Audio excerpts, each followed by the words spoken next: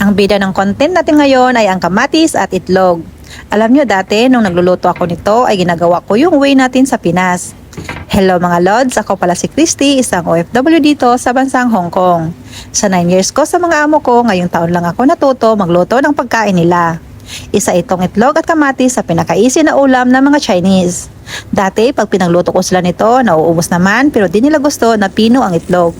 Usually, 4 lang na itlog ang ginagamit ko at 2 kamatis. Una natin gawin, prituhin ang itlog ng sakto lang at hindi yung overcook. Pagkatapos, hanguin at set aside. Sa parehong pinaglutuan natin ng itlog, maggisa tayo ng bawang at ulo ng spring onion. At ilagay natin ang kamatis na ang cut ay malalaki. Mas prefer ng mga Chinese ang kamatis ay malaki ang cut. At nilagay ko na rin sa screen ang mga pampalasa kung gusto nyong gawin sa pamamahay nyo. Napaka-easy lang nito gawin kaya madali mo lang masundan. Siguraduhin na luto ng kamatis at ayaw din ng mga Chinese ang kamatis ay overcook. At pagkatapos, saka natin i-add ang ating fried egg.